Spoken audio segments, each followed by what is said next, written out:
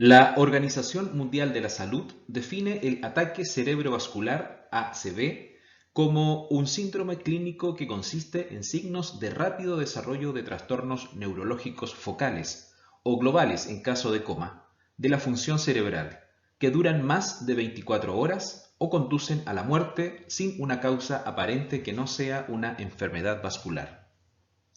Cada año, 15 millones de personas en todo el mundo se ven afectadas por un ACV. De estas, 5 millones morirán y otras 5 millones desarrollarán una discapacidad permanente. ¿Cómo están? Soy el profesor David Bobadilla y les invito a revisar Manejo del ACV en Período Ventana, Protocolo Código ACV MinSal. Bienvenidas, bienvenidos.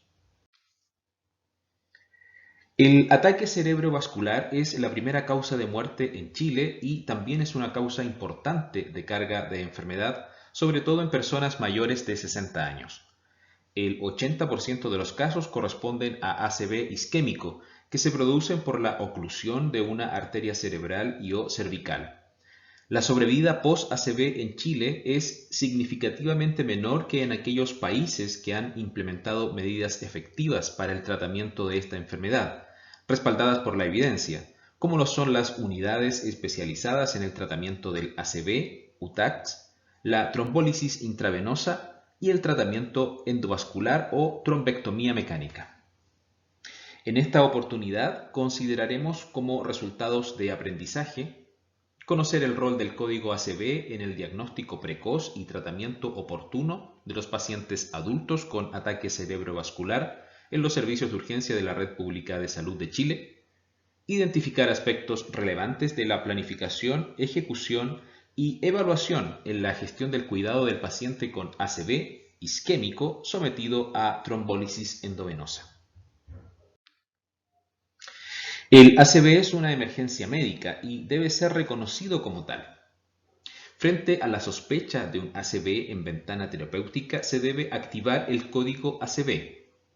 La activación del código ACV despliega una serie de acciones predefinidas por protocolo para la atención inmediata y prioritaria del paciente con sospecha de ACV. Las acciones que se definen en este código deben cumplirse con la mayor rapidez posible, dado que por cada minuto de isquemia cerebral se pierden 2 millones de neuronas. Sí, escuchaste bien, 2 millones de neuronas. De ahí surge la frase tiempo es cerebro.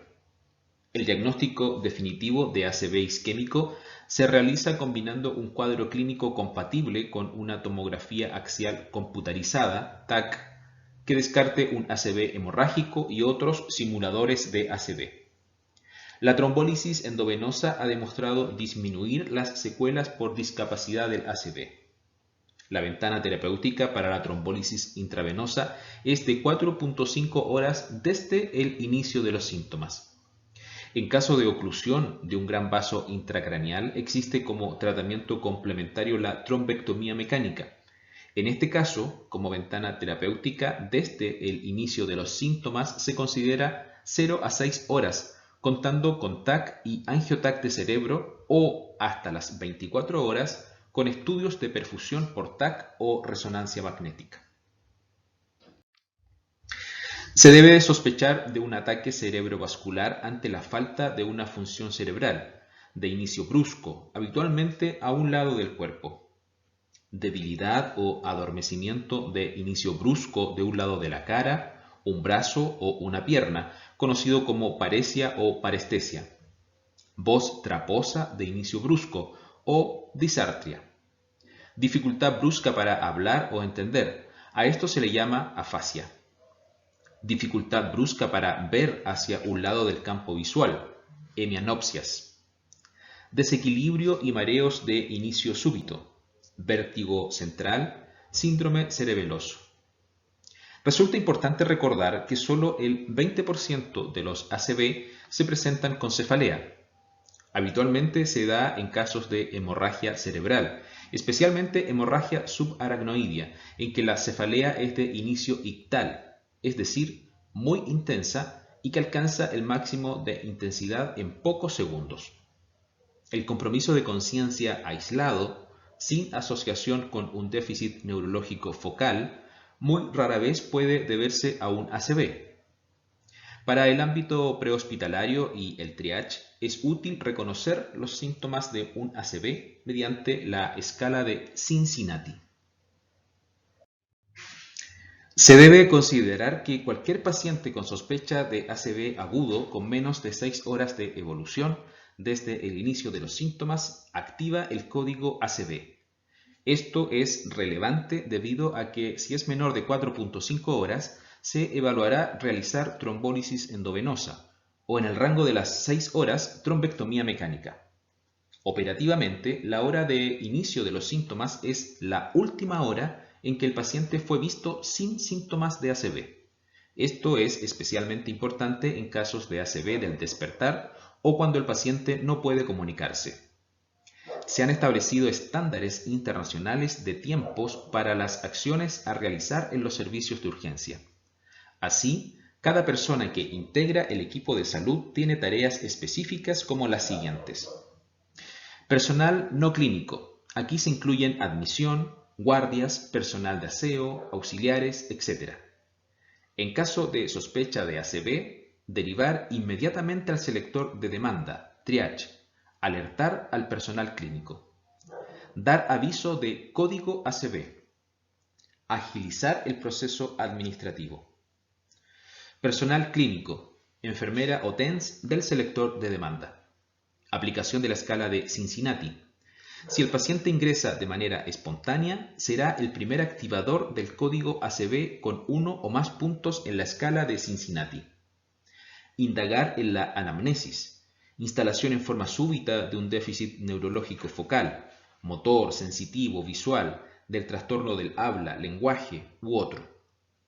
Determinar la hora de inicio de los síntomas. Activar código ACV en casos con menos de 6 horas de evolución. Realizar glicemia capilar y controlar signos vitales. Alertar inmediatamente al profesional médico de turno y o neurólogo. Alertar al enfermero o enfermera de turno encargado del código ACV.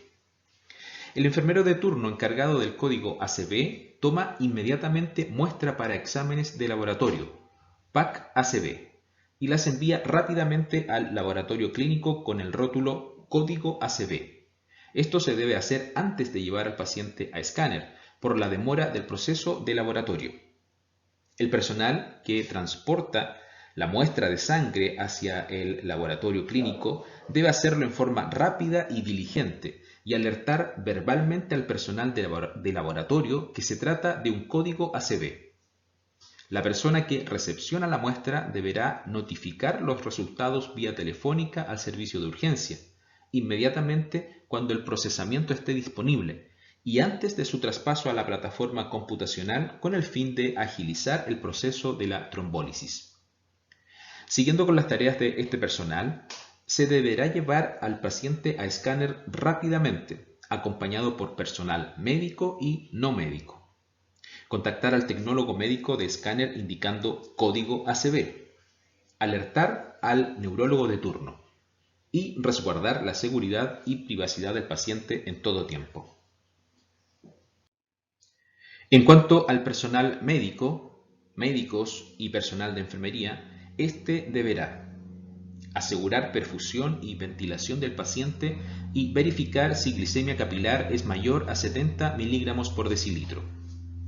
Verificar escala de Cincinnati mayor o igual a 1 o síntomas neurológicos de instalación aguda que sugieran ACV agudo.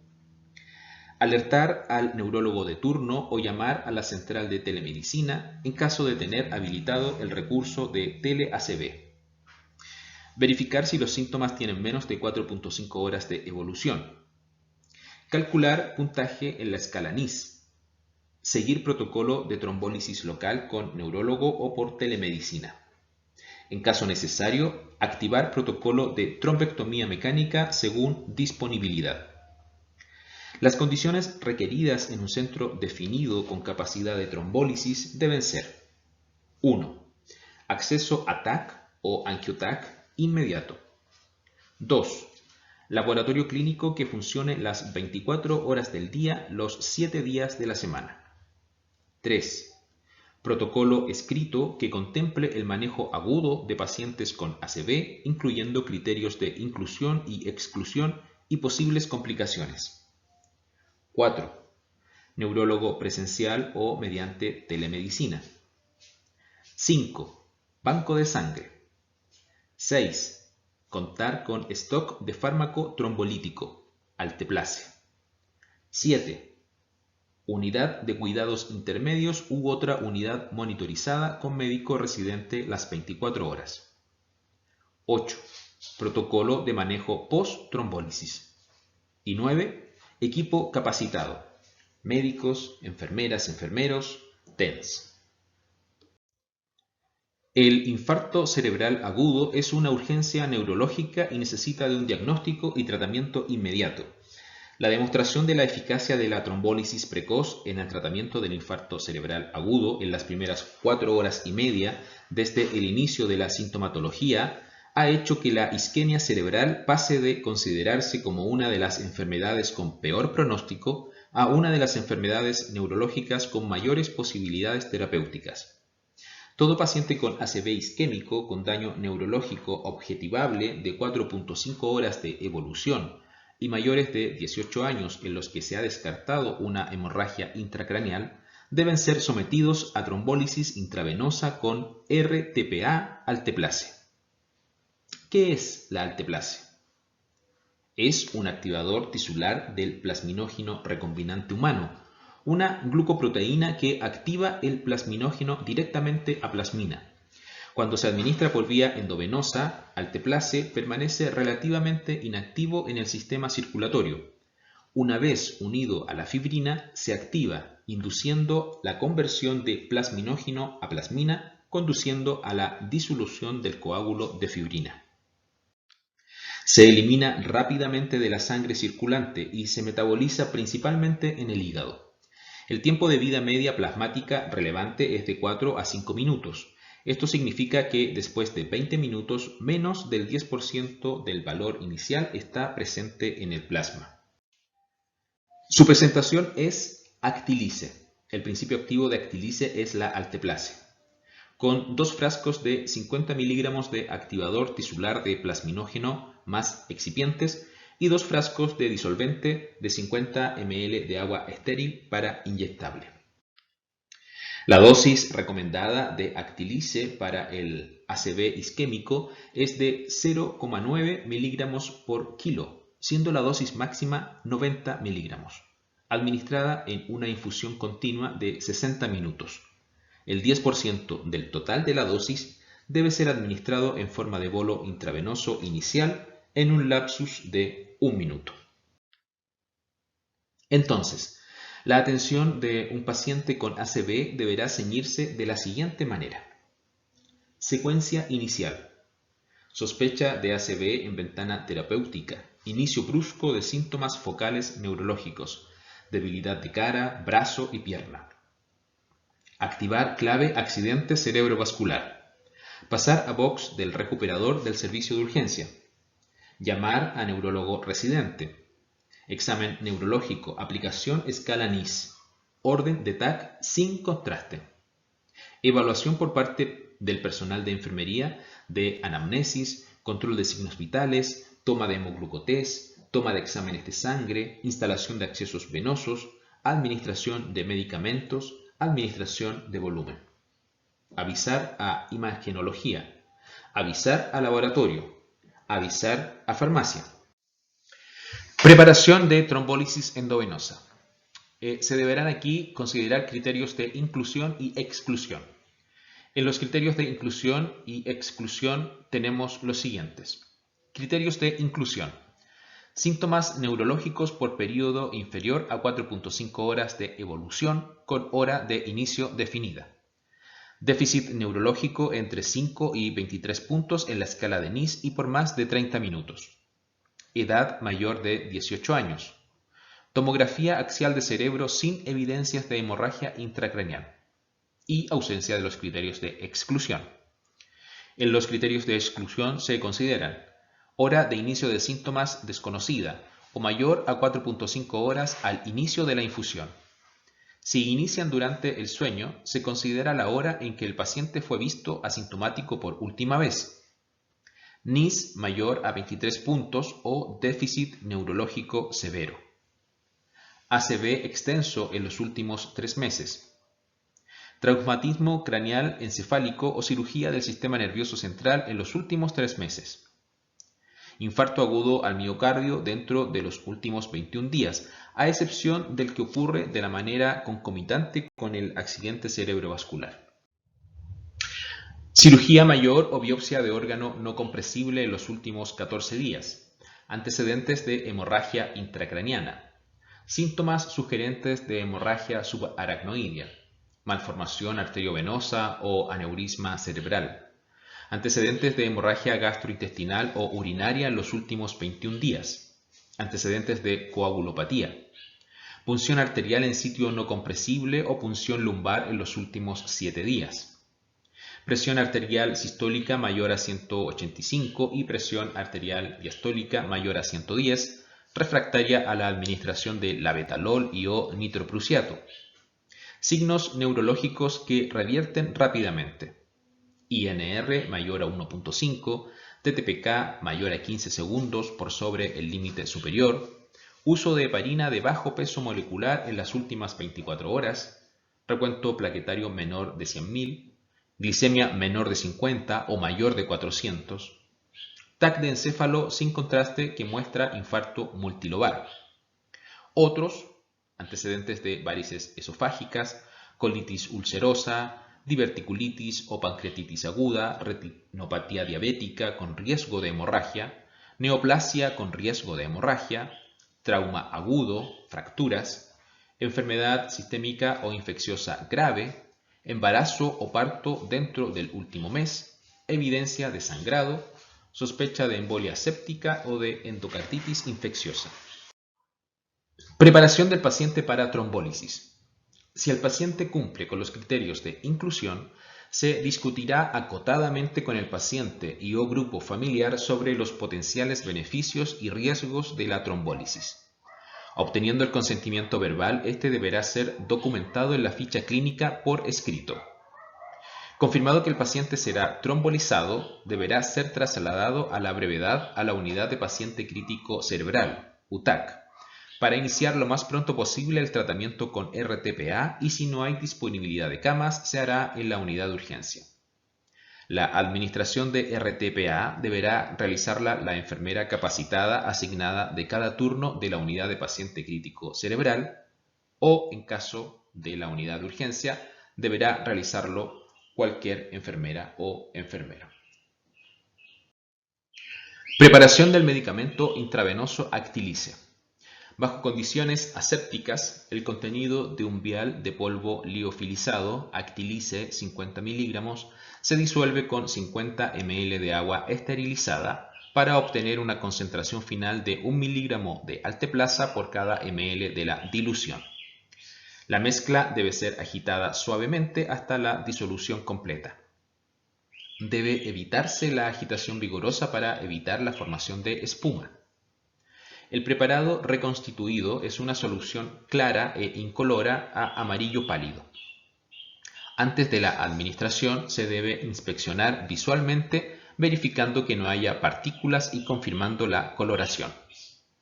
Esta solución puede ser diluida en suero fisiológico hasta una concentración de 0,2 mg por ml. Sin embargo, no debe ser diluida con agua destilada o soluciones de carbohidratos, como glucosa. Actilice no debe ser mezclada con otros fármacos, ni tampoco debe usarse la misma vía venosa para otros fármacos, ni siquiera heparina.